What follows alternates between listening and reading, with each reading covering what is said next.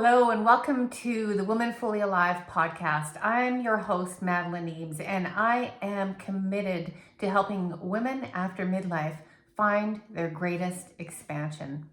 So in today's episode, we're going to talk about what does this mean to find my aliveness, to feel alive, and to expand. So often as women, particularly, we're really trained in this world to, when we think about doing something or moving on to the next level or becoming healthier, we look outside of ourselves and we look to where we are going next. So we might automatically look to a new hobby or shifting the external world. Perhaps some people start to get unhappy in their marriages and leave their marriage or move to a new place, start a new job, quit a job, move houses, all sorts of things. And those might be just great and perfect for you. But I'm talking about something else that also needs to happen in order to feel fully alive and to truly expand. And this can happen in conjunction with those changes as well. But more often than not, this process happens even just where you are, and can lead to those big shifts. Or alternatively, can lead to just staying where you are and expanding within that place and that space.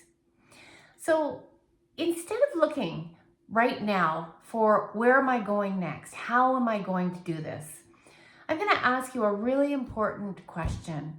And that is, where in your life right now do you not feel you can truly be yourself? Now, this can be a big question, and there's no right or wrong answer to it. But we all have places in our life where we don't actually feel like we can be ourselves, or we have to kind of put ourselves or our beliefs or our emotions aside in order to be able to be there. And it might be a place. It might also be with people. Family is often a really good example. Our family of origin, maybe going back home, maybe being with our parents if they're still alive. Sometimes it's our job. Sometimes it's our spouse in a relationship, or with certain friends. Now, I'm going to invite you to take that question and really let it sink in, being really truthful and honest with yourself. And you might also journal about it. I'm a big advocate of journaling to really get to the roots. So when we start to become aware, and remember, this doesn't mean that anything has to shift and change overnight. Sometimes it does anyway, but sometimes it's a process of really going inside and finding out first, where do I give myself up? Where can I not be myself? Where do I have to bypass myself? Where do I put myself over here in order so I can be present here? So in other words, where do I not feel fully alive? So this is the secret, is that by finding out where we are not who we are, we start to find out who we are. And in the process of being able to perhaps let some of the other stuff go, and I'll talk a little bit more about that in a minute, we start to find out who is left.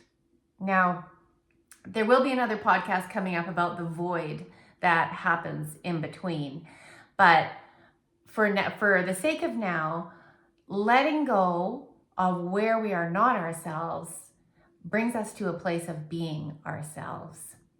So when you look at those places or people where you can't be yourself, you don't feel fully comfortable, just sense into, what does that feel like to be there? Where do you feel tight? Is it in your throat, in your belly, in your chest? And a good question is, why do I feel like I need to shut myself down? So when we start taking ourselves to these places, we start to get insights and awarenesses about ourselves and our patterns. It might be for the sake of keeping the peace, for making other people happy. It might be because that's the way it's always been, or that's where I get paid. There's nothing wrong with those things, but just start to bring it into your awareness. Now, another question that you can ask yourself is, when did I first start putting myself aside? Now, every woman that I've ever met has an answer to this somewhere along the line, that there were certain situations or conditioning or the way she grew up that required her to do that. And that's okay. You're not alone.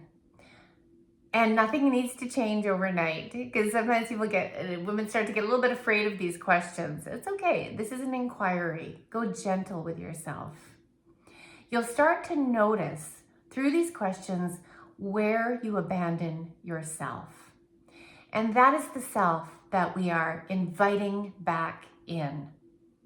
Now, our egos get formed when we feel afraid and we have to hide and cover up and perhaps become someone else. And that's a process every single human being goes through on this planet.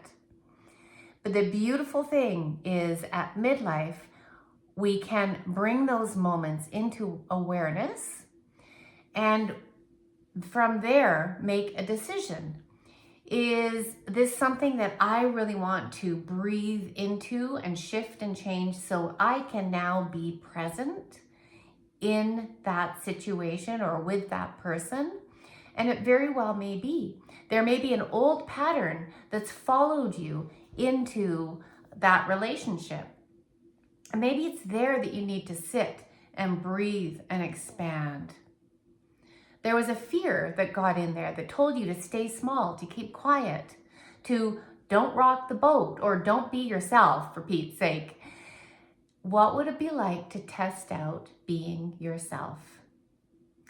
On the other hand, you will know intuitively, because you're already a wise woman, you will know whether that is going to be possible and whether it's going to feel safe, or is that a person or a situation or people that I no longer want to have in my life. And that's another big question. Nothing has to change overnight. Bring this awareness in. If you have a lot of places in your life where you cannot be truthfully yourself, it is going to start, if it hasn't already, causing problems. Health problems, anxiety for sure. And often when I talk to women, there's a longing in their heart for a freedom that they might not have tasted yet. So start to notice where you put yourself aside. Decide whether that's something you're going to keep in your life or not for now. And from there, look at your childhood patterns. Look at where you started holding your breath or had to pretend to be something that you weren't.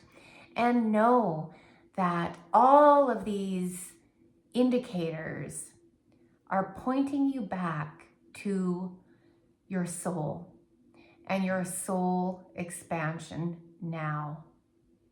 Our ego keeps us safe. It keeps us maybe competitive or fitting in, whatever the case may be. It's all necessary. And at this point, your ego might start to take a back seat so that your soul can enter and expand. And this is really what I call living a soul-led life.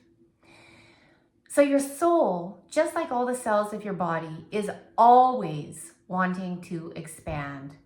And it pushes up against the edges. It'll push up against where you don't feel safe. It'll push up against where you can't expand and be yourself. And there's nothing wrong with you if you feel anxiety about that.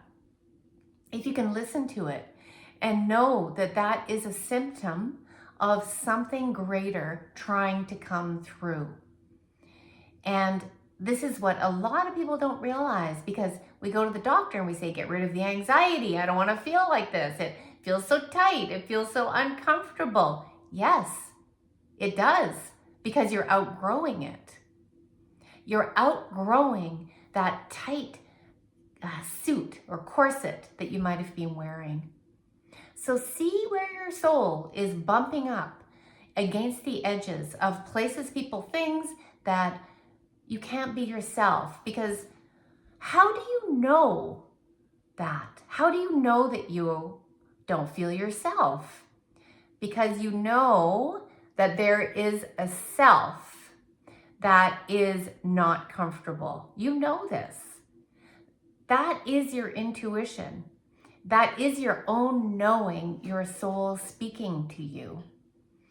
And when you sense into your body, that will give you not so much your mind, because your body will tell you the truth, but your mind might try to talk you out of it and say, well, I've had that friendship for a long time, or I have to keep that job for the paycheck. You might have to. But often we have far more choice than we think we do. We have choice in almost every single situation. Unless we're running for survival, then that is the only choice. That is the choice. But in almost every other situation, we have a choice of how we show up, how we choose to be, the attitude that we choose, and the energy that we want to inhabit in those situations. All right, so I hope that helps move you closer to your true self, to your true expanded soul, because that's where we're going in this podcast. Ask yourself, where in my life right now do I not feel myself? All right, everyone, take care. And if you're watching this on YouTube, you can subscribe, hit the like button if you like it, or leave a comment below. I always love to hear from people, and let me know what landed for you. I'll see you in the next episode. Bye for now.